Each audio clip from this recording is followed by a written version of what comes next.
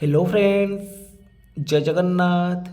तो आज भिडियो में डिस्कसन करवा ओटीटी एग्जाम 2025 गोटे मैथमेटिक्स पेडागोजी माराथन क्लास जो थे कि आपण मान विद्यालय रे गणित शिक्षादान पद्धति और पंथा और शिक्षण मूल्यांकन। तो आपण मानकर पाखापाखि 200 अधिक गुरुत्वपूर्ण प्रश्न रही आपण निश्चित भाव में आगामी ओटीटी एग्जाम बहुत बहुत हेल्पफुल कर। तो बहुत ओटीटी पेपर 1 एवं पेपर 2 क्लास बहुत बहुत गुरुत्वपूर्ण अटे। तो निश्चित भाव में वीडियोटी की संपूर्ण भाव में देखूँ तो परीक्षा आपण मानकर फुल मार्क आसीज। तो चलतु डेरी नक आज क्लास को आरंभ करवा। तो प्रथम प्रश्न अच्छी निम्नलिखित मध्यरु केउटी गणित शिक्षादान निर्दिष्ट उद्देश्य व्यक्त करने एक कार्यसाधक क्रियापद नुहे। देखो ऑप्शन ए रही प्रत्याभिज्ञान प्रदान, श्रेणी विभागीकरण, सूचित करने ना बुझा केउटा हूँ गणित शिक्षादान गोटे निर्दिष्ट उद्देश्य व्यक्त करने एक कार्यसाधक क्रियापद नुहे। ये प्रश्न आपण मान 2021 आसाला। तो सठिक उत्तर आसो ऑप्शन नंबर डी बुझाटा। तो परवर्ती प्रश्न अच्छी निम्नोक्त केउटी गणित शिक्षादान भावगत उद्देश्य केउटा हूँ गणित शिक्षादान गोटे भावगत उद्देश्य संख्या गणिबा ना अंकटी कषा को आग्रह प्रकाश करवा ना अंकटी कषा ना गुणिक संख्या लिखा। तो भावगत उद्देश्य कोटा ना अंकटी कषा को आग्रह प्रकाश करवा यहाँ हूँ गोटे भावगत उद्देश्य। B option right.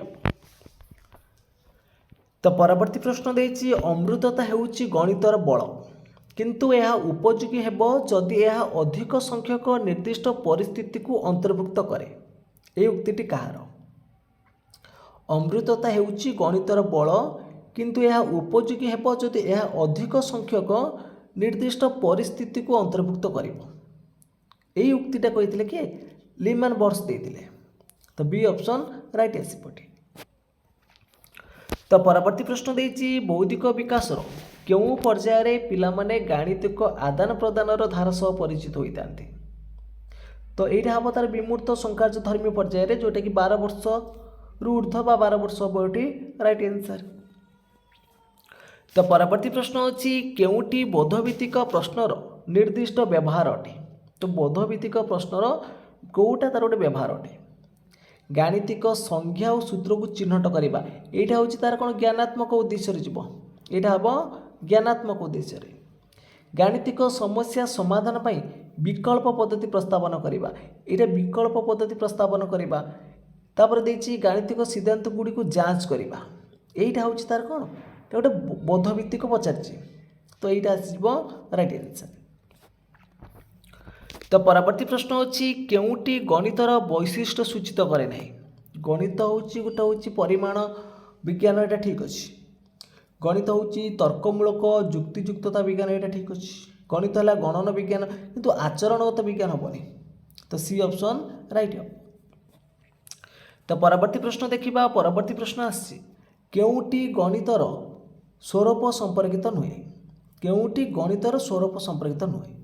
निर्दिष्टता अच्छी निर्दिष्ट क्रम आम गणित थाए संरचना थाए किंतु व्यापक अभिव्यक्त हेनी से था आप संक्षिप्त अभिव्यक्त ताल से गणितर स्वरूप हो पार।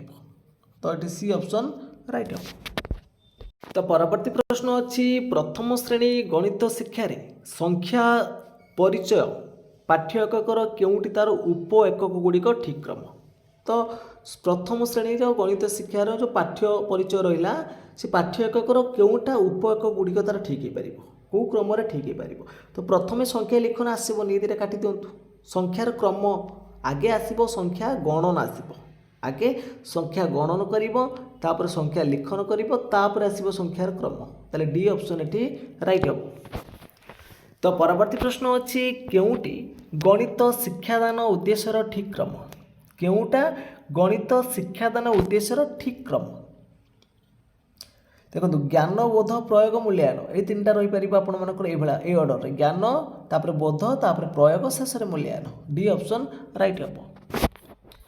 तो परवर्ती प्रश्न अच्छी केउटी गणित शिक्षा अंतर्निहित संरचना संपर्कित नुहे।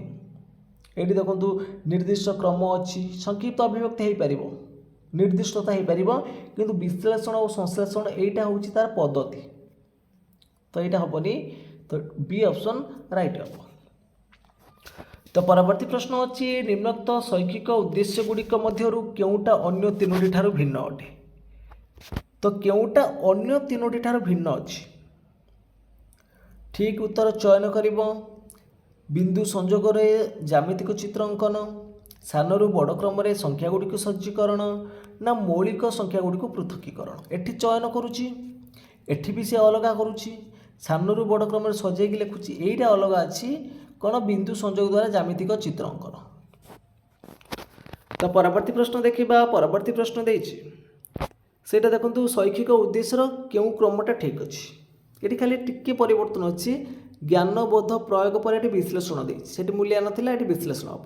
तो डी ऑप्शन राइट हम। तो यही ऑर्डरटा ठीक रहा। ज्ञानबोध प्रयोग पर मूल्यायन हो पार, विश्लेषण जहाँ थी हो पार।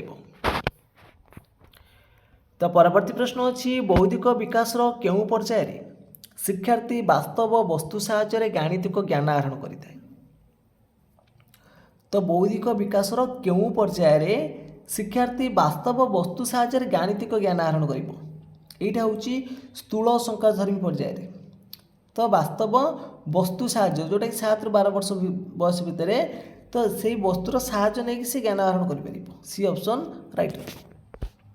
तो परवर्ती प्रश्न अच्छी निम्न प्राथमिक स्तर रे विभिन्न ज्यामितिक आकृतिर वास्तव धारण देवाई मुख्यतः केउटी करा जिबा उचित। निम्न प्राथमिक स्तर रे विभिन्न ज्यामितिक आकृतिर वास्तव धारण देवाई मुख्यतः केउटा करा जिबा उचित। तो आम विभिन्न आकृतिर वस्तु प्रदर्शन करिबा, एटा ठीक है पारिबो। तो सी ऑप्शन राइट हम। तो परवर्ती प्रश्न अच्छी गणित शिक्षा द्वारा शिशुर केउं गुणर विकास घटी थाए। तो गणित शिक्षा द्वारा पिलार कौन हम श्रृंखलित आचरण कर, तार सज्जीकरण दक्षता वृद्धि पाइब, संक्षिप्त अभिव्यक्त हो पार, सर्टर कर ना नहीं। तो ये सब गुड़िक दक्षता विकास घटो। परवर्ती प्रश्न अच्छी निम्न रे दिया चित्र गुड़िक मध्यरु केउटा आयत चित्र। गणित शिक्षादानर केउं उद्देश्य परिमापन करने एपरी प्रश्नर लक्ष्य। तो पिलाटी ये कौन कर मन पकेब। तो मन पकेबा कोटा आयत चित्र संख्या कौन अच्छी, तो कोटा आयत चित्र हो पार, से मन पकई कर तो यहाँ तार कौन ना ज्ञानात्मक उद्देश्य हो पार। ए ऑप्शन राइट हम। तो परवर्ती प्रश्न अच्छी गणित पाठ आरंभ में शिक्षार्थी कौन शिखी थाए। तो प्रथमे शिक्षार्थी कौन शिखब, आगे संख्यार जो अच्छी 1 ठारू 10 पर्यंत संख्या डाकिबाटा शिखब। तो क्रम अनुसार वस्तु गणिब कि लिखब कि चिन्हट करनी, प्रथम से कौन कर संख्याटा को डाकिब। तो परवर्ती प्रश्न अच्छी केउटी प्राथमिक स्तर में ज्यामितिर शिक्षार उद्देश्य। तो प्राथमिक स्तर में ज्यामिति शिक्षार उद्देश्य कौटा आसब ना ज्यामितिक चित्रर पर्यवेक्षण आगे कर पसी। तो कौटा त्रिभुज, कौटा वर्गचित्र, कौटा गोलक, कौटा आयत चित्र, कौटा सामांतरिक चित्र, सी आगे तक पर्यवेक्षण कर। जुक्तिमूलक प्रमाण प्राथमिक स्तर करनी कि तार संज्ञा निरूपण करनी कि चित्र गुड़ी को ठीक अंकन कर, किंतु आगे से पर्यवेक्षण कर कौटा कौ त्रिभुजटा। तो परवर्ती प्रश्न देछि प्राथमिक विद्यालय रे गणित पढ़ा जिबा उचित कहीं। प्राथमिक विद्यालय रे गणित पढ़ा जिबा उचित कहीं। कहीं देखूँ ना गणित रोचे आम दैनंदिन जीवन में गणितर बहुल व्यवहार कर, तेणु गणित पढ़ा जिबा उचित। सी ऑप्शन राइट हम। तो परवर्ती प्रश्न अच्छी प्राथमिक विद्यालय पाठ्यक्रम क्यों विशेष गणितर सह संपर्क अच्छी। गणित सहित विज्ञान अच्छी, सामाजिक पाठर रही, परिवेश अध्ययन रही, सब विषय सहित अच्छी। ताले डी ऑप्शन राइट हम। तो परवर्ती प्रश्न अच्छी केउटी गणित पाठ्यपुस्तक न थाए। केउटा गणित पाठ्यपुस्तक न थाए। तो ज्यामितिक चित्र ग्राफ थी, समाहित प्रश्नावली रही, अभ्यास प्रश्नावली रही, शिक्षण पद्धतिटा पाठ्यपुस्तक न थाए। तो परवर्ती प्रश्न अच्छी निम्न रे दी जाइथिबा गणित शिक्षादानर केउं पद्धति अधिक शिशु केन्द्रिक अटे। सबुठारु जदि आमे देखिबा अधिक शिशु केन्द्रिक पद्धति होछि हमर कोटा क्रीड़ा पद्धतिटा। तो परवर्ती प्रश्न अच्छी जड़े छात्र परिष्कार और निर्भुल भाव में ज्यामितिक चित्र ग्राफ अंकन करिपारुछंती। से गणित शिक्षण केउं लक्ष्य हासिल करछन्ति जड़े छात्र परिष्कार और निर्भुल भाव में ज्यामितिक चित्र और ग्राफ अंकन कर से कौ कौ दक्षता हासिल करछन्ति ज्ञानात्मक बोधात्मक क्रियात्मक ना समस्त देखो परिष्कार करुच्ची चित्रटा को भल भाव से जानी तो ज्ञानात्मक हो बुझी एवं प्रयोग से चित्र अंकन कर सब गुड़िक दक्षता ताले डी ऑप्शन राइट हो। तो परवर्ती प्रश्न अच्छी ज्ञानात्मक विकास क्यों पर्यायर शिशु वास्तव वस्तुमान व्यवहार करी गाणितिक ज्ञान आहरण करे एटा आम जी सब डिस्कसन कर सब गुड़िक आपर प्रिवियस क्वेश्चन अच्छी तो निश्चित भाव में देखो ये क्वेश्चन आपर 2017 आसाला पुणी 2014 आसी तो यहाँ आपर कौन स्थूल संकार्य धर्मी पर्याय। परवर्ती प्रश्न अच्छी जड़े छात्र दी जाइथिबा संख्या मानक मध्यरु मौलिक संख्या गुड़िक बाछि पारुचंती से गणित शिक्षण केउं उद्देश्य हासिल करिसेंती मौलिक संख्या को गुड़ा विभिन्न संख्या दी जाइए पिलाटी कौन करुच्ची मौलिक संख्या गुड़िक बाछि पारुछि ताले से को उद्देश्य हासिल करिछि ताले से गाणितिक तथ्य को बुझीपर तो गाणितिक तथ्य को सी बुझीपारी तो बी ऑप्शन राइट हम। तो परवर्ती प्रश्न अच्छी गणित शिक्षण निम्नलिखित उद्देश्य मध्यरु केउंटी भावात्मक उद्देश्य तो भावात्मक उद्देश्य माने बुझीथिबो कौन देखंतु ना ये ज्ञान आहरण कर ज्ञानात्मक जीव ज्ञान को यहाँ प्रयोग अच्छी प्रयोग जीव कि गाणितिक गणित शिक्षण प्रति आग्रह वृद्धि करवा यहाँ हूँ भावात्मक। तो परवर्ती प्रश्न अच्छी श्रेणीर केतक शिक्षार्थी परीक्षा रे 3/5 और 4/7 को 7/12 उत्तर लिखिले ताहा शिक्षादान किपर सुधार कर ये सी कौन कर लबु को लबर मिसई देछि हर को हर मिसई लिखिदे ताले एठी सी कौन जोग कर लबहर भूमिका बुझा पड़ो समूहर भग्न संख्यार जोग धारणा दबा लस को निर्णय शिक्षा दबा तो सब गुड़िक आम बुझे पारा तो सब गुड़िक माने धारणा सुधार कर डी ऑप्शन राइट हम।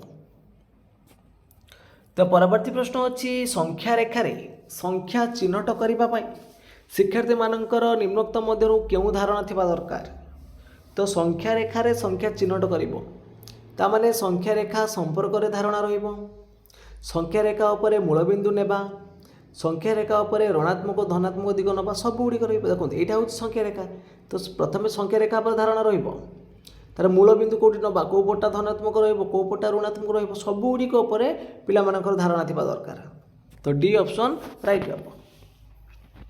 तो परवर्ती प्रश्न अच्छी प्राक प्राथमिक शिशु मानू गणित शिक्षादान निम्नोक्त क्या पर गुरुत्व दि जाए तो प्राक प्राथमिक शिक्षार्थी मानक जो रोचे देखु संख्या गणनाटा आगे गुरुत्व दबा प्राक प्राथमिक कथा पचार प्राथमिक नुह प्राक प्राथमिक। तो परवर्ती प्रश्न अच्छी गणितर न्यूनतम शिक्षण स्तर दृष्टि प्राथमिक विद्यालयर शिक्षार्थी माने प्रायतः केउं दक्षता हासिल करि नथांती तो एटी आपण मानकर सटीक उत्तर कौन आसीबो ना ऑप्शन नंबर डी अनुशीलन और चित्र निरूपण करवा यहाँ प्राथमिक स्तर में विद्यार्थी मैंने हासिल कर नथांती। तो परवर्ती प्रश्न अच्छी गोटे वस्तु को समान 3 भाग करी 2 भाग निगला यही तथ्य को जड़े शिक्षार्थी 2/3 बोली लिखिला यह शिक्षार्थीर क्यों दक्षता को सूचाऊँच गोटे वस्तु को समान 3 भाग करागला 3 भाग करिकी जड़े शिक्षार्थी कौन करिछि सेटा को 2/3 बोली 2 भाग नहीं 2/3 बोली लिखिछि तामाने सेठी कौन कौ दक्षता हासिल करिछि एठी तार कौ दक्षता सूचाऊँच ना से गाणितिक भाषा को सांकेतिक भाषा लिखि पारुछि तो गणितर भाषाटा को संकेत विभक्त 2/3 लिखिपारि। तो परवर्ती प्रश्न अच्छी जड़े शिक्षार्थी 1/2 मिश्रण 1/3 लिखिला कौन ना 1/5 लिखिला यह शिक्षार्थीर केउं प्रकार त्रुटि को सूचाऊँच ये कौन ना पिलार लसा को निर्णय कर धारणा ना सी ऑप्शन राइट हम। तो परवर्ती प्रश्न अच्छी जड़े प्राथमिक विद्यालय छात्र है जड़े प्राथमिक विद्यालय छात्र हाट में किणा बिका करे टंका पैसार ठीक हिसाब कर गणित शिक्षादान क्यों उद्देश्य सूचाऊँच यह गणित शिक्षण क्यों उद्देश्य सूचाऊँच ना तार गाणितिक दक्षता वृद्धि डी ऑप्शन राइट हम। तो परवर्ती प्रश्न अच्छी शिक्षार्थी माने अधिक मितभाषी हेबे ଏହା ଗଣିତ ଶିକ୍ଷଣର କେଉଁ ଉଦ୍ଦେଶ୍ୟର ପରିସରଭୁକ୍ତ? ଅଧିକ ମିତଭାଷୀ ହେବେ। ଏହା ଗଣିତ ଶିକ୍ଷଣର କେଉଁ ଉଦ୍ଦେଶ୍ୟର ପରିସରଭୁକ୍ତ? ଏଇଟା ହେଉଛି ସେମାନଙ୍କର କ'ଣ ନା ଭାବାତ୍ମକ ଉଦ୍ଦେଶ୍ୟ। ପରବର୍ତ୍ତୀ ପ୍ରଶ୍ନ ଅଛି ପରିଷ୍କାର ଏବଂ ନିର୍ଭୁଲ ଭାବେ ଜ୍ୟାମିତିକ ଚିତ୍ର ଅଙ୍କନ କରିବେ। ଏହା କି ପ୍ରକାର ଉଦ୍ଦେଶ୍ୟ? ପରିଷ୍କାର ଏବଂ ନିର୍ଭୁଲ ଭାବରେ ଜ୍ୟାମିତିକ ଚିତ୍ର ଅଙ୍କନ କରିବେ। ଏଇଟା ସେମାନଙ୍କର କେଉଁ ପ୍ରକାରରେ ଯିବ? ପରିଷ୍କାର ଓ ନିର୍ଭୁଲ ଭାବରେ, ତାମାନେ ସେମାନେ ମନୋକ୍ରିୟାତ୍ମକ ଉଦ୍ଦେଶ୍ୟ ଏଠି ସାଧିତ ହେବ। ସି ଅପସନ୍ ରାଇଟ୍ ହେବ। ତ ପରବର୍ତ୍ତୀ ପ୍ରଶ୍ନ ଅଛି ବିଭିନ୍ନ ପ୍ରକାର ସଂଖ୍ୟାକୁ ବର୍ଗୀକରଣ କରିବେ। ଏହା ଜ୍ଞାନାତ୍ମକ ଉଦ୍ଦେଶ୍ୟର କେଉଁ ବିଭାଗର ପରିସରଭୁକ୍ତ ଅଟେ? ଜ୍ଞାନ, ବୋଧ, ପ୍ରୟୋଗ ନା ସମସ୍ତ? ତ ବର୍ଗୀକରଣ କରିବେ ନା ନାହିଁ, ବିଭିନ୍ନ ସଂଖ୍ୟାକୁ ବର୍ଗୀକରଣ କରିବେ। ଏଇଟା ତାର କେଉଁ ଉଦ୍ଦେଶ୍ୟକୁ ବ୍ୟକ୍ତ କରୁଛି? ଜ୍ଞାନ, ବୋଧ, ପ୍ରୟୋଗ ନା ସମସ୍ତ? ତ ସଠିକ୍ ଉତ୍ତର ହେବ ଅପସନ୍ ନମ୍ବର ବି ବୋଧ। ବୁଝିଥିବ ଯଦି ସେ ବର୍ଗୀକରଣ କରିବ ତ ବି ଅପସନ୍ ରାଇଟ୍ ହେବ। ତ ନେକ୍ସଟ କ୍ୱେଶ୍ଚନ୍ ଦେଇଛି ନିମ୍ନୋକ୍ତ ମଧ୍ୟରୁ କେଉଁ ବିଷୟର ଗଣିତ ସହିତ ସମ୍ପର୍କ ନାହିଁ? ଗଣିତ ସହିତ ସବୁ ବିଷୟର ସମ୍ପର୍କ ରହୁଛି। ଏଠି ତାହେଲେ ଅପସନ୍ ନମ୍ବର କ'ଣ ଆସିବ? ଡି ଆସିବ ରାଇଟ୍ ଆନ୍ସର୍। ପରବର୍ତ୍ତୀ ପ୍ରଶ୍ନ ଅଛି ପିଲାମାନଙ୍କର ସମସ୍ୟା ସମାଧାନମୂଳକ ଦକ୍ଷତା କେଉଁ ପର୍ଯ୍ୟାୟରେ ବୃଦ୍ଧି ପାଇଥାଏ? ସମସ୍ୟା ସମାଧାନମୂଳକ ଦକ୍ଷତାଟା ସେମାନଙ୍କର ହେଉଛି ଯଥାଯଥ ସଂଖ୍ୟାଧ୍ୱନି ପର୍ଯ୍ୟାୟରେ। ନେକ୍ସଟ କ୍ୱେଶ୍ଚନ୍ ଦେଇଛି ଅଧିକ ମିତଭାଷୀ ହେବା। এই କ୍ୱେଶ୍ଚନ୍ ଆମେ ଡିସ୍କସନ୍ କରିଥିଲେ, ଏଇଟା ହେବ ଭାବାତ୍ମକ। ପରବର୍ତ୍ତୀ ପ୍ରଶ୍ନ ଅଛି ଦୁଇଟି ଭଗ୍ନ ସଂଖ୍ୟାର ଗୁଣଫଳର ସତ୍ୟତାକୁ ପରୀକ୍ଷା କରିବା ହେଉଛି କେଉଁ ଶିକ୍ଷଣ ଉଦ୍ଦେଶ୍ୟର ଅନ୍ତର୍ଗତ? ଦୁଇଟି ଭଗ୍ନ ସଂଖ୍ୟାର ଗୁଣଫଳକୁ ପରୀକ୍ଷା କରିବା, ଏଇଟା କେଉଁ ଶିକ୍ଷଣର ଅନ୍ତର୍ଭୁକ୍ତ ଯାଉଛି? ଜ୍ଞାନାତ୍ମକ, ବୋଧାତ୍ମକ ନା ପ୍ରୟୋଗ ନା ଦକ୍ଷତା? ଏଇଟା ହେବ କ'ଣ? ପ୍ରୟୋଗ କରୁଛି ସିଏ, ତ ପ୍ରୟୋଗାତ୍ମକ ହେବ। ସି ଅପସନ୍ ଏଇଟା ହେବ। ତ ପରବର୍ତ୍ତୀ ପ୍ରଶ୍ନ ଅଛି ଅମ୍ଳାନ ଏକ ତ୍ରିଭୁଜ ନିର୍ଭୁଲ ଭାବେ ଅଙ୍କନ କରିପାରିଲା, ତେବେ ସେ କେଉଁ ଶିକ୍ଷଣ ଉଦ୍ଦେଶ୍ୟ ହାସଲ କରିପାରିଛି? ନିର୍ଭୁଲ ଭାବରେ ସିଏ କ'ଣ କରୁଛି? ଚିତ୍ର ଅଙ୍କନ କରିପାରୁଛି। ତ କେଉଁ ଦକ୍ଷତା ସେ ଏଠି ହାସଲ କରିଛି? ଦକ୍ଷତାଟା ସେ ହାସଲ କରିଛି। କେଉଁ ଉଦ୍ଦେଶ୍ୟ ନା ଦକ୍ଷତା। ତ ପରବର୍ତ୍ତୀ ପ୍ରଶ୍ନ ଅଛି ଗଣିତ ଶିକ୍ଷଣ ଉଦ୍ଦେଶ୍ୟର ପରିସର ନିମ୍ନଲିଖିତ କେଉଁଟା ହେବ? ସବୁଗୁଡ଼ିକ ହୋଇପାରିବ, ଜ୍ଞାନ, ଭାବ, ମନୋକ୍ରିୟାତ୍ମକ, ତାହେଲେ ଉପରୋକ୍ତ ସମସ୍ତ। ଡି ଅପସନ୍ ରାଇଟ୍ ହେବ। ପରବର୍ତ୍ତୀ ପ୍ରଶ୍ନ ଅଛି କେଉଁ ପର୍ଯ୍ୟାୟରେ ଶିଶୁ ବସ୍ତୁକୁ ନ ଦେଖି ସମ୍ପର୍କ କରିପାରେ ନାହିଁ? ଯଦି ବସ୍ତୁକୁ ନ ଦେଖିବ ତାହେଲେ ସେ ସମ୍ପର୍କ କରିପାରିବନି। ତ ସ୍ଥୂଳ ସଂକାରଧର୍ମୀ ପର୍ଯ୍ୟାୟରେ ସେ ବାସ୍ତବ ବସ୍ତୁକୁ ସାହାଯ୍ୟରେ ଜ୍ଞାନ ଆହରଣ କରିଥାଏ। ବାସ୍ତବ ବସ୍ତୁ ସାହାଯ୍ୟରେ ସେ ଜ୍ଞାନ ଆହରଣ କରିବ। ଯଦି ବସ୍ତୁକୁ ନ ଦେଖିବ ତାହେଲେ ସେ କରିପାରିବ ନାହିଁ। ସି ଅପସନ୍ ରାଇଟ୍ ହେବ। ପରବର୍ତ୍ତୀ ପ୍ରଶ୍ନ ଅଛି ଅନେକ ଗୁଡ଼ିକ ଗଣିତ ଜାଣିବା ଅପେକ୍ଷା ଗଣିତୀକରଣ ଜାଣିବା ଅଧିକ ଗୁରୁତ୍ୱପୂର୍ଣ୍ଣ। ଏହା କାହାର ଉକ୍ତି? ଅନେକ ଗୁଡ଼ିକ ଗଣିତ ଜାଣିବା ଅପେକ୍ଷା ଗଣିତକରଣ ଜାଣିବା, ଏଇଟା ହେଉଛି ହ୍ୱେଲର କହିଥିଲେ, ଡେଭିଡ୍ ହ୍ୱେଲର। ବି ଅପସନ୍ ରାଇଟ୍ ହେବ। ନେକ୍ସଟ କ୍ୱେଶ୍ଚନ୍ ଦେଇଛି ଶିକ୍ଷଣ ଉଦ୍ଦେଶ୍ୟ ଶ୍ରେଣୀ ବିଭାଗର ପ୍ରବର୍ତ୍ତକ ବା ପଥ ପ୍ରଦର୍ଶକ ହିସାବରେ କାହାକୁ ଗ୍ରହଣ କରାଯାଇଛି? ଶିକ୍ଷଣ ଉଦ୍ଦେଶ୍ୟର ଶ୍ରେଣୀ ବିଭାଗର ପ୍ରବର୍ତ୍ତକ କିଏ ଥିଲେ? B H. Bloom. B option right ହେବ। ତ ପରବର୍ତ୍ତୀ ପ୍ରଶ୍ନ ଅଛି God is a supreme mathematician who create this well order and systematic universe. এই ଉକ୍ତିଟି କାହାର? এই ଉକ୍ତିଟି କାହାର? ନା এই ଉକ୍ତିଟା ହେଉଛି ଦେଇଥିଲେ ଜେମ୍ସ ଜିନ୍ସ। ଏ ଅପସନ୍ ରାଇଟ୍ ହେବ। ତ ପରବର୍ତ୍ତୀ ପ୍ରଶ୍ନ ଅଛି 8 ବର୍ଷ ବୟସର ଜଣେ ଶିଶୁ ବୌଦ୍ଧିକ ବିକାଶର କେଉଁ ପର୍ଯ୍ୟାୟରେ ଅଛି ବୋଲି କୁହାଯାଇପାରିବ? 8 ବର୍ଷର ଅଛି, ତାମାନେ ସେ 7ରୁ 12 ବର୍ଷ ହେଉଛି ଆମର କ'ଣ? ସ୍ଥୂଳ ସଂକାରଧର୍ମୀ ପର୍ଯ୍ୟାୟ। ତ ସି ଅପସନ୍ ରାଇଟ୍ ହେବ। ତ ପରବର୍ତ୍ତୀ ପ୍ରଶ୍ନ ଅଛି କେଉଁଟି ଗଣିତ ଶିକ୍ଷଣର ମୁଖ୍ୟ ବିଧି? ଦେଖନ୍ତୁ କେଉଁଟା ଗଣିତ ଶିକ୍ଷଣର ମୁଖ୍ୟ ବିଧି? ଆଗମନ ବିଧି, ନିଗମନ ବିଧି, ବିଶ୍ଳେଷଣ ବିଧି, ସବୁ ଗୁଡ଼ିକ ଅଛି ନା ନାହିଁ। ଆର ଯେଉଁଟା ଆମେ କହୁଛନ୍ତି ଆରୋହ ଅବରୋହ ବିଶ୍ଳେଷଣ, ତାହେଲେ ଡି ଅପସନ୍ ରାଇଟ୍ ହେବ। ନେକ୍ସଟ କ୍ୱେଶ୍ଚନ୍ ଦେଇଛି କେଉଁଟି ଗଣିତର ଏକ ଶିକ୍ଷଣ ପଦ୍ଧତି ନୁହେଁ? ଶିକ୍ଷଣ ପଦ୍ଧତି ଆମେ ଜାଣିଛନ୍ତି କ୍ରୀଡ଼ା ପଦ୍ଧତି ଅଛି, ବିଶ୍ଳେଷଣ ଅଛି, ଆରୋହ ଅଛି, ଅନୁବାଦ ନାହିଁ। ପରବର୍ତ୍ତୀ ପ୍ରଶ୍ନ ଦେଲା କେଉଁ ପଦ୍ଧତିରେ ଅର୍ଜିତ ଜ୍ଞାନ ଦୀର୍ଘସ୍ଥାୟୀ ହୋଇଥାଏ? ତ କେଉଁ ପଦ୍ଧତିରେ ଅର୍ଜିତ ଜ୍ଞାନ ଦୀର୍ଘସ୍ଥାୟୀ ହେବ? ଏଇଟା ହେଉଛି ଆମର ଆରୋହ ପଦ୍ଧତିରେ। ତ ପରବର୍ତ୍ତୀ ପ୍ରଶ୍ନ ଅଛି କୌଣସି ନୂଆ ପ୍ରଶ୍ନର ସମାଧାନ କରିବାର ସବୁଠାରୁ ଉପଯୁକ୍ତ ପଦ୍ଧତି କ'ଣ? କୌଣସି ନୂଆ ପ୍ରଶ୍ନର ସମାଧାନ କରିବାର ସବୁଠାରୁ ଉପଯୁକ୍ତ ପଦ୍ଧତି କ'ଣ ନା ଆରୋହ ପଦ୍ଧତି, କାହିଁକିନା ଆରୋହ ପଦ୍ଧତିରେ ଆମର ଶିକ୍ଷଣଟା ଦୀର୍ଘସ୍ଥାୟୀ ହୋଇଥାଏ। ପରବର୍ତ୍ତୀ ପ୍ରଶ୍ନ ଅଛି ଅଧିକାଂଶ କ୍ଷେତ୍ରରେ ସମସ୍ୟା ସମାଧାନ କରିବା ପାଇଁ କେଉଁ ପଦ୍ଧତିଟି ବ୍ୟବହାର କରାଯିବ? ତ ସମସ୍ୟା ସମାଧାନ କରିବା ପାଇଁ ହେଲେ ଆମକୁ ଅବରୋହ ପ୍ରଣାଳୀ ବ୍ୟବହାର କରିବା। ପରବର୍ତ୍ତୀ ପ୍ରଶ୍ନ ଅଛି କେଉଁ ଗାଣିତିକ ପଦ୍ଧତିଟି ସମୟ ସାପେକ୍ଷ ଓ ମାନସିକ କ୍ଳାନ୍ତି ସୃଷ୍ଟି କରେ? ସମୟ ସାପେକ୍ଷ ଆଉ ମାନସିକ କ୍ଳାନ୍ତି ସୃଷ୍ଟି କରିବ। ତ ଆମର ଦେଖନ୍ତୁ ଯେଉଁ ଆରୋହ ପଦ୍ଧତି ରହିଲା, ଏ ଆରୋହ ପଦ୍ଧତିରେ ଆମକୁ କେତେକ ବହୁତ ଉଦାହରଣ ନେଇକି ଶେଷରେ ଆମେ ସାଧାରଣ ସତ୍ୟରେ ଉପନୀତ ହେବା। ତ ଏଇଟା ଟିକେ ସମୟ ଲାଗିବ ଏବଂ ମାନସିକ କ୍ଳାନ୍ତି ମଧ୍ୟ ସୃଷ୍ଟି କରିବ। ସି ଅପସନ୍ ରାଇଟ୍ ହେବ। ତ ପରବର୍ତ୍ତୀ ପ୍ରଶ୍ନ ଅଛି କେଉଁ ପଦ୍ଧତିରେ ଗାଣିତିକ ପ୍ରମାଣ ଅପେକ୍ଷା ପ୍ରମାଣର ଧାରା ଆବିଷ୍କୃତ ହୋଇଥାଏ? ତ କେଉଁ ପଦ୍ଧତିରେ ଗାଣିତିକ ପ୍ରମାଣ ଅପେକ୍ଷା ପ୍ରମାଣର ଧାରା ଆବିଷ୍କୃତ ହେବ? ଏଇଟା ହେଉଛି বিশ্লেষণ পদ্ধতি। এ অপশন রাইট হব। তো পরবর্তী প্রশ্ন ଅଛି কেউ গাণিতিক পদ্ধতিটি সংক্ষিপ্ত সহজ ও শৃঙ্খলিত? কেউ গাণিতিক পদ্ধতিটি সংক্ষিপ্ত সহজ ও শৃঙ্খলিত? বিশ্লেষণ না আরোহ না সংশ্লেষণ না ক্রীড়া? সংক্ষিপ্ত সহজ ও শৃঙ্খলিত এটা হচ্ছে আমার সংশ্লেষণ। মনে রাখিপারে সরু সব আসুচি তো সংশ্লেষণ হয়ে পারিব।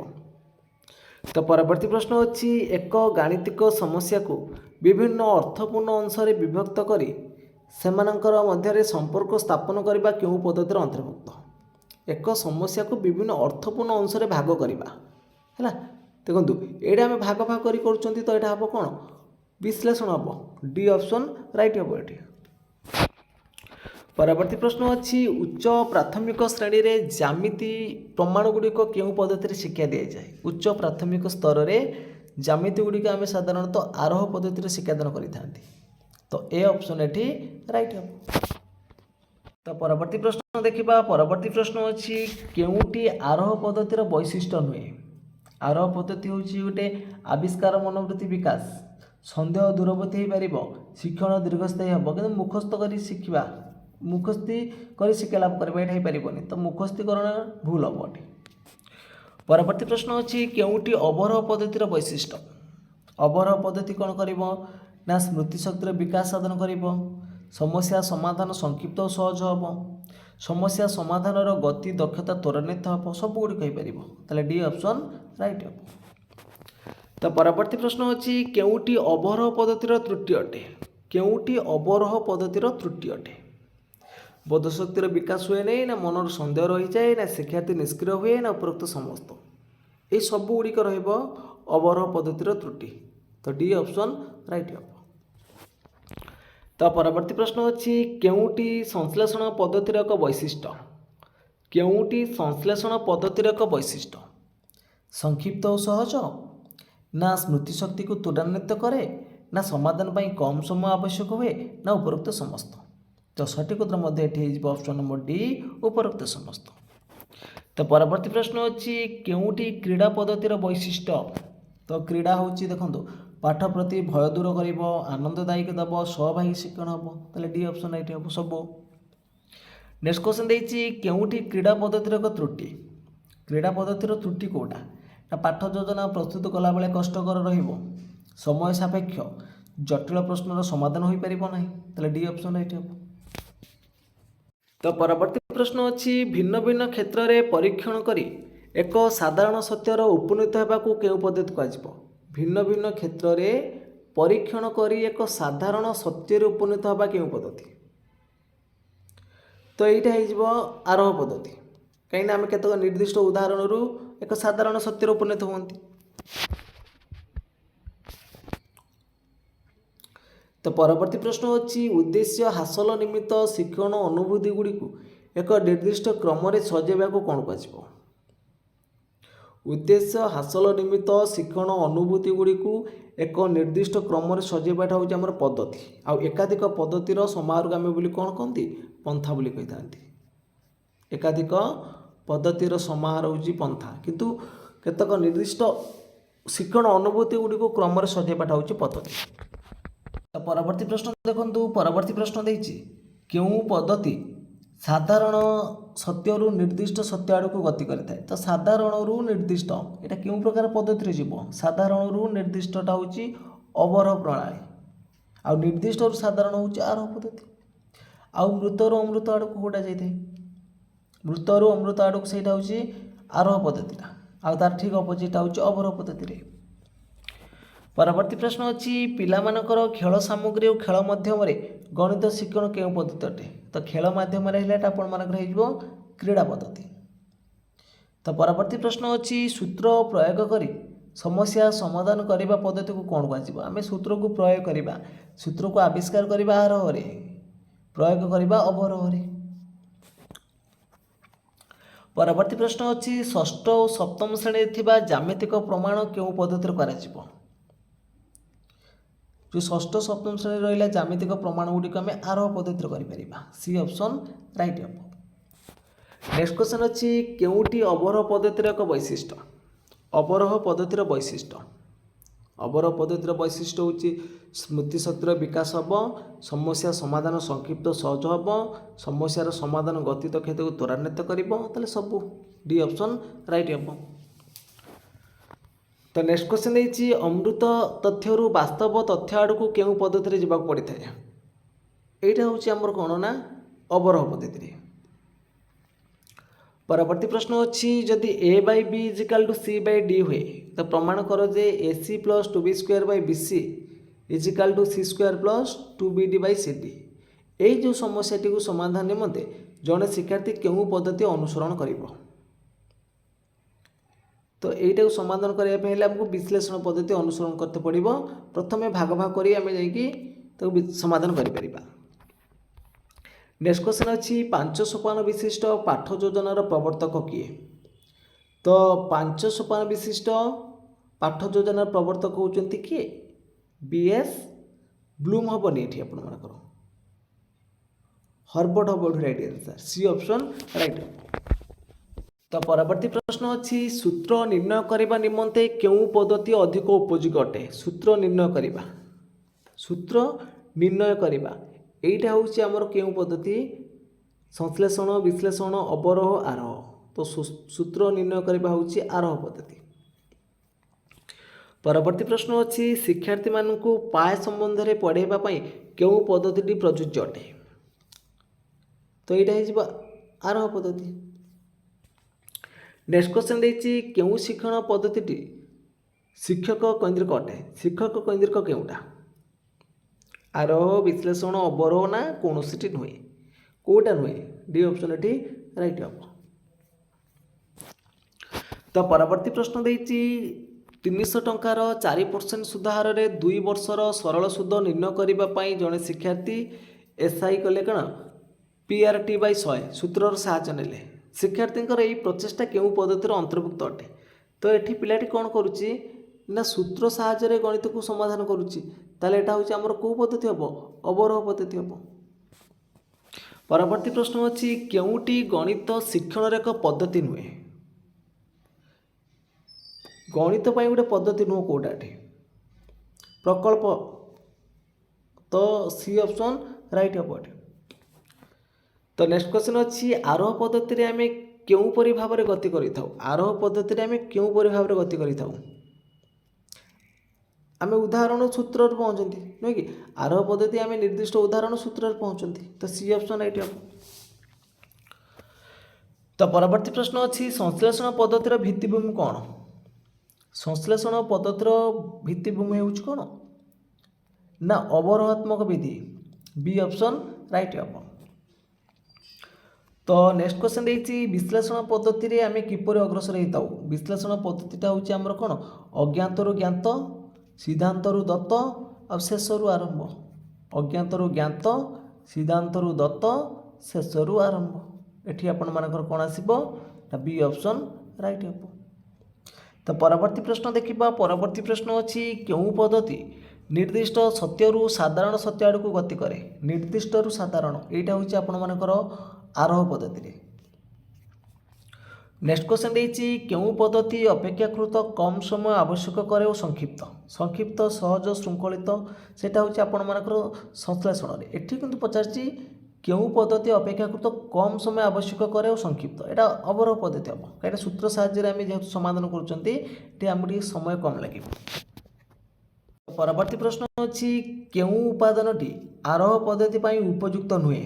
ଆରୋହ ପଦ୍ଧତି ପାଇଁ ଉପଯୁକ୍ତ ନୁହଁ ବୋଲି ପଚାରିଛି। ଦେଖନ୍ତୁ, ସାଧାରଣରୁ ସତ୍ୟରୁ ନିର୍ଦ୍ଦିଷ୍ଟ, ଅମୃତରୁ ମୃତ, ଏଠି ଦେଇଛି ଦେଖନ୍ତୁ ମୃତରୁ ଅମୃତ, ନା ସିଦ୍ଧାନ୍ତରୁ ବାସ୍ତବ ଉଦାହରଣ। ତ ଏଇ ପ୍ରଶ୍ନର ସଠିକ ଉତ୍ତର କ'ଣ ହେବ ଆପଣମାନେ କମେଣ୍ଟ ବକ୍ସରେ ଜଣାଇବେ। ତ ଦେଖିବା କେତେ ଜଣ ଏହାର ସଠିକ ଉତ୍ତର ଦେଇପାରୁଛନ୍ତି। ତ ପରବର୍ତ୍ତୀ ପ୍ରଶ୍ନ ଅଛି ଗଣିତର କେଉଁ ପଦ୍ଧତିରେ ବିଦ୍ୟାର୍ଥୀମାନଙ୍କ ମଧ୍ୟରେ ଅନେକ ସନ୍ଦେହ ରହିଯାଇଥାଏ? ତ ଅନେକ ସନ୍ଦେହ ରହିବ କେଉଁଥିରେ? ନା ସଂଶ୍ଳେଷଣରେ। ତ ବି ଅପସନ୍ ରାଇଟ୍ ହେବ। ପରବର୍ତ୍ତୀ ପ୍ରଶ୍ନ ଅଛି ନିମ୍ନୋକ୍ତ ମଧ୍ୟରୁ କେଉଁଟି ବିଶ୍ଳେଷଣ ପଦ୍ଧତିର ତ୍ରୁଟି?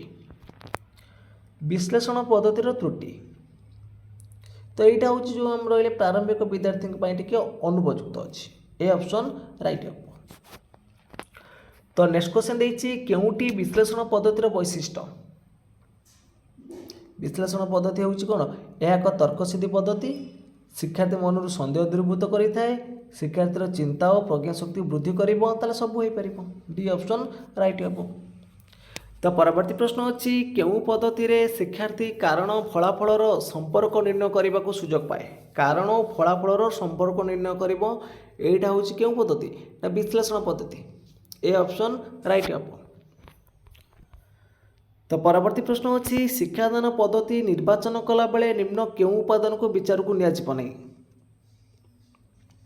ତ ଦେଖନ୍ତୁ, ଶିକ୍ଷାଦାନ ପଦ୍ଧତି ନିର୍ବାଚନ କଲାବେଳେ ଆମେ କେଉଁଟାକୁ ବିଚାରକୁ ନେବା ନାହିଁ? ଶିକ୍ଷକଙ୍କର ଦକ୍ଷତା ଏଇଟାକୁ ନେବାନି, କିନ୍ତୁ ଶିକ୍ଷାଦାନ ବିଷୟବସ୍ତୁ ନେବା, ଶିକ୍ଷାର୍ଥୀମାନଙ୍କର ମାନସିକ ଦକ୍ଷତା, ଶିକ୍ଷାଦାନ ସମୟ ସବୁଗୁଡ଼ିକ ଯାଇପାରିବ, କିନ୍ତୁ ଶିକ୍ଷକଙ୍କ ଦକ୍ଷତା ଯିବନି। ତ ପରବର୍ତ୍ତୀ ପ୍ରଶ୍ନ ଅଛି କେଉଁ ଉପାଦାନଟି ଆରୋହ ପଦ୍ଧତି ପାଇଁ ସତ୍ୟ ନୁହେଁ? ଆରୋହ ପଦ୍ଧତି ପାଇଁ ସତ୍ୟ ନୁହଁ ବୋଲି ପଚାରିଛି। ନା ଏଟା ହେଉଛି ନିର୍ଦ୍ଦିଷ୍ଟରୁ ସାଧାରଣ, ଏଠି ଭୁଲ ଦେଇଛି, ସାଧାରଣରୁ ନିର୍ଦ୍ଦିଷ୍ଟ, ଦୁଇଟା ହେବ।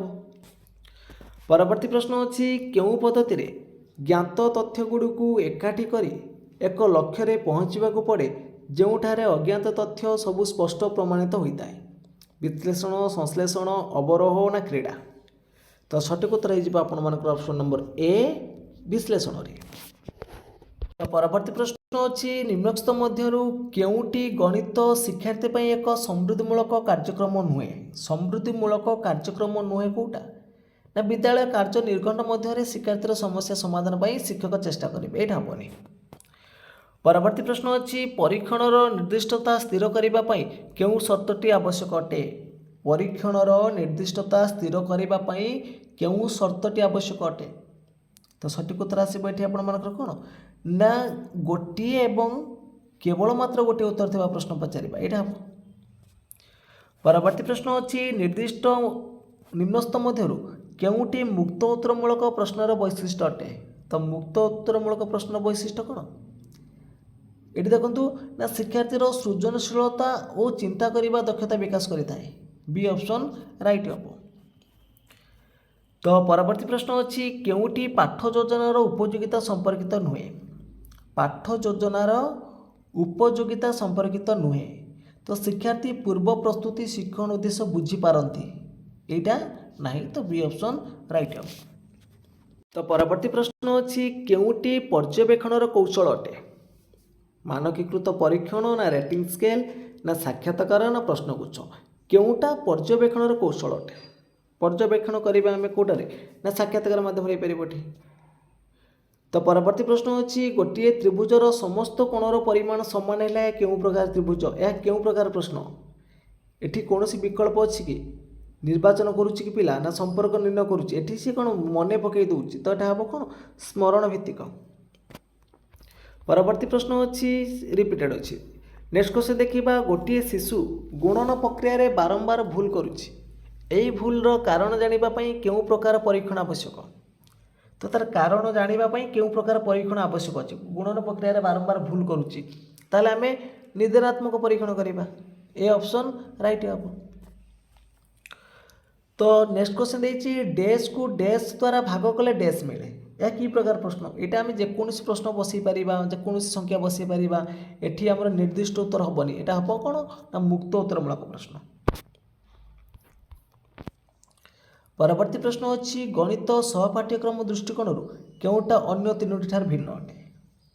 गणित मेला गणित प्रकल्प गणित क्लब ना गणित क्विज कोटा अलग हम ये ना गणित प्रकल्पटा। परवर्ती प्रश्न देती गणित शिक्षादान निमंते प्रस्तुत पाठ योजन केउटा न थाए जो पाठ योजना आसो से देखु वार्षिक कार्य दिवस रहिबो वार्षिक कार्य दिवस कौन करेंगे पाठ योजन वार्षिक कार्य दिवस रहिबो नाही एटा रहिबो नाही न थाए बोली पचार पूरा एटा हम ए ऑप्शन राइट हम। परवर्ती प्रश्न अच्छी निम्नोक्त मध्यरु केउटा मुक्त उत्तरमूलक प्रश्न 5 गुणन 4 हूँ 20 निर्दिष्ट उत्तर अच्छी 4 गुणन 5 है 20 निर्दिष्ट उत्तर अच्छी एठी देखो निर्दिष्ट उत्तर अच्छी किंतु एइटा आमे जेकोसी बसई पारिबा ना नहीं ताले से पचार केउटा मुक्त उत्तरमूलक प्रश्न ताले हमर कोन आसीबो एठी ऑप्शन नंबर डी हम। परवर्ती प्रश्न अच्छी 30 पूर्ववर्ती गणन संख्याटी डैश तो एइटा केउ प्रकार प्रश्न ना एइटा होची समापनमूलक प्रश्न। तो फ्रेंड्स आज क्लास टी सरी जाइए जदि आपण क्लास टी भल लगी निश्चित भाव में लाइक करेंगे कमेंट करेंगे ता सहित शेयर करेंगे एवं जो मैंने कि चैनल को प्रथम थर पर विजिट करुवे चैनल को सब्सक्राइब कर रखिए। तो फ्रेंड्स आज पे जय जगन्नाथ जय हिंद।